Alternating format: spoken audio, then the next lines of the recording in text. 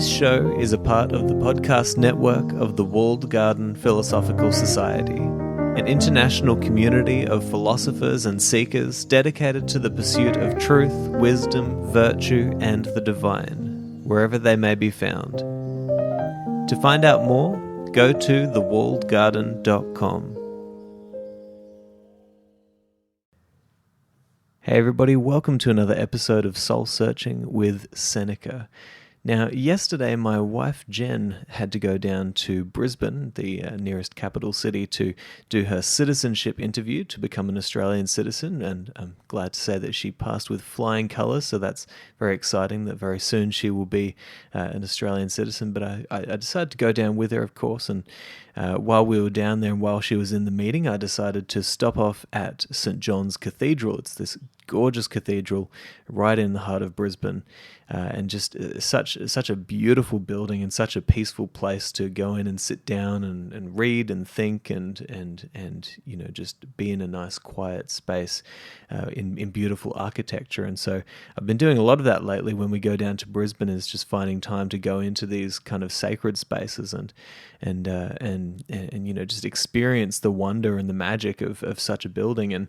And when I was in there this time, I kind of got in, and the nice guy at the front, Alan, a shout out to Alan, who showed me around as well, very kind person, and he mentioned that they were only going to be open for 15 more minutes, and I had brought Seneca's letters with me to sit down and read for a bit, but I thought, okay, I've got 15 minutes, what am I going to do here? So long story short, this is why I'm actually jumping way ahead today to a letter that is actually quite appropriate for reading in a cathedral. It's Seneca's letter number 112, entitled On Reforming Hardened Sinners. So it was definitely a good letter to be reading in a cathedral, and it's quite a short one, but I really, really like the lesson that is taught within this letter. And so I wanted to read it to you today. As I said, it's very brief, so I'm going to read the whole thing. But then I want to discuss my thoughts on kind of what it means to me and what it might mean to you as well. So I'll read the letter and then we'll dive in and see where we find ourselves. Seneca says, quote, "I am indeed anxious that your friend be moulded and trained according to your desire, but he has been taken in a very hardened state, or rather, and this is a more difficult problem, in a very soft state, broken down by bad and inveterate habits. I should like to give you an illustration from my own handicraft. It is not every vine that admits the grafting process. If it be old and decayed, or if it be weak and slender, the vine will either not receive the cutting, or it will not nourish it and make it a part of itself, nor will it accommodate itself to the qualities and nature of the grafted part. Hence, we usually cut off the vine above ground, so that if we do not get results at first, we may try a second venture, and on a second trial, graft it below the ground. Now this person, concerning whom you have sent me your message in writing, has no strength, for he has pampered his vices. He has at one and the same time become flabby and hardened. He cannot receive reason, nor can he nourish it. But, you say, he desires reason of his own free will. Don't believe him. Of course, I do not mean that he is lying to you, for he really thinks that he desires it. Luxury has merely upset his stomach. He will soon become reconciled to it again. But he says that he is put out with his former way of living. Very likely, who is not? Men love and hate their vices at the same time. It will be the proper season to pass judgment on him when he has given us a guarantee that he really hates luxury. As it is now, luxury and he are merely not on speaking terms. Farewell." End quote. So this is actually one of my favorite letters from Seneca. You know, it's so short, but there's such a richness about it. There's such beautiful visuals in here, and there's, you know, some really great ideas and metaphors that can help you to think about your own life and the vices that you're holding on to. And the first thing that I want to kind of break down here in this letter is actually the title, because it's called On Reforming Hardened Sinners. And one of the most useful things that I learned in relation to that word, sin, is that it actually is derived from an archery term, which means to miss the mark. And when I learned that, I thought, oh, that's great, right? Because it really brings it closer to me. It brings the term closer to me, brings it down to my level, right? Because not everybody can really resonate with the, Judeo-Christian version of the word sin and all the connotations that come with that. However, we can all on some level resonate with the fact that we do miss the mark many times in our lives. We can resonate with the fact that, there are times when we don't live up to our potential, when we don't aim correctly, when we don't align ourselves with our potential in order to move forward to a better way of being, a better life. And so that is something that, we can all think about in our own lives. And that's the kind of person who Seneca is talking about here, a person who is so deeply conditioned by their vices and so deeply habituated into missing the mark in their own lives. They feed their vices, they feed these moments when they miss the mark. And as a result, as Seneca says, they have become, flabby and hardened. I really, really like this kind of picture that Seneca gives us of the unreformed sinner, the person who constantly misses the mark. Right? It's this idea that they are hardened because they will not receive reason, they will not receive instruction or wisdom. Right? But at the same time, they are very soft because they have become soft through their vices. They have allowed themselves to sit back and miss the mark time and time and time again, which makes you weak. It only makes you weak. And Seneca goes on to give this beautiful metaphor taken, as he said, from his handicraft of keeping a vineyard, where, they would try to graft the vines together above the ground, but if a vine was too thin or weak, it just wouldn't happen. And so what needed to happen was that they would need to graft the vine below the surface, underneath the soil, right?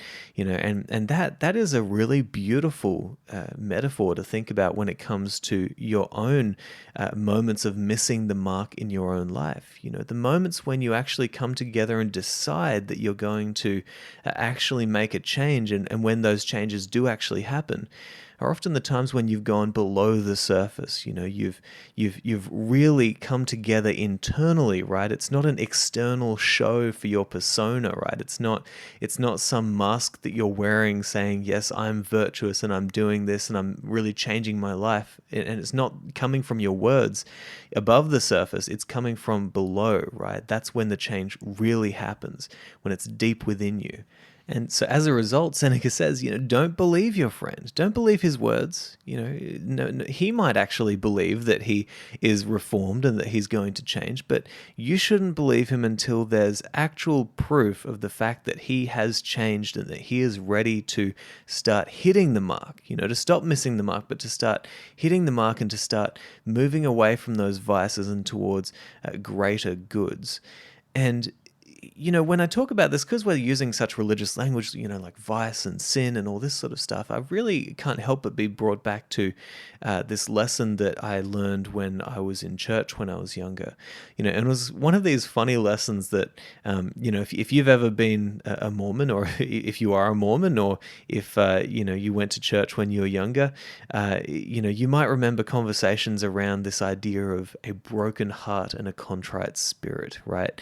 It was this idea that, when you were truly reformed, when you were truly ready to give in and to try and move towards better aims and to stop, wallowing in all of your vice, you had to come to God, in a sense, with a broken heart and a contrite spirit. And it was one of these lessons that whenever it was brought up, everybody was like, oh gosh, are we really talking about this again? But there's actually a real truth in that lesson, right? In that when you are truly reformed, when you are ready to make change, when you're ready to truly move forward in your life and away from the vices in your life, it has to come from a place of extreme humility, right? You kind of have to have a broken heart to recognize, man, I just can't do this, it's so difficult to move away from these vices. It's so difficult to make positive change in our life.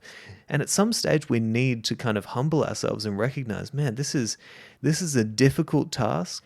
And if I'm going to be up to the task, then I need to be humble and I need to recognize that the path ahead is not going to be easy. It's not going to be anything but difficult and an uphill battle.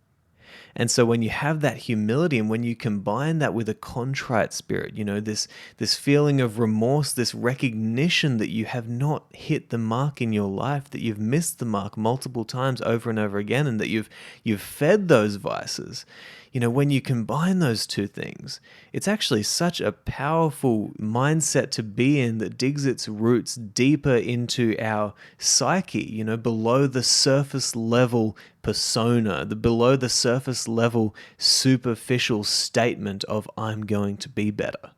And I think that the way that this idea of a broken heart and a contrite spirit can really relate to what Seneca is saying here is if you want an antidote to being that hardened person, who doesn't receive instruction, who doesn't receive inspiration or knowledge or wisdom or, that information that would help us and carry us forward out of our vices, if you want an antidote to that, then maybe humility is the key, right? The broken heart, the recognition that you're not everything that you could be, that you do miss the mark constantly, and that you don't quite understand yourself as well as you could understand yourself, which would be helpful for you to then move past those vices, right? So humility is the key to that hardened state. But then the contrite spirit, right, that is the key or the antidote, right, to that softened state that Seneca talks about, where you have fed your vices to such a degree that you've become flabby and weak, right?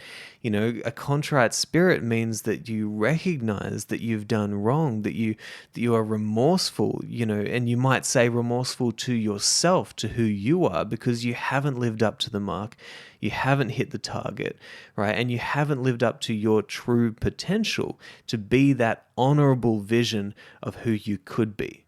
And on that note, can I get an amen? Sorry, it's blasphemous, I know, but I feel like I'm getting a taste for preaching here. Seneca is really opening up some doors here, right? Because one of the ideas that we can take away from this very short letter is that what Seneca believes about a person is not what he hears from them, it's what he sees. And so he's not going to believe somebody who just says, yeah, I'm ready to change, I can't wait, I'm going to move away from my vices, I'm going to move towards the greater good.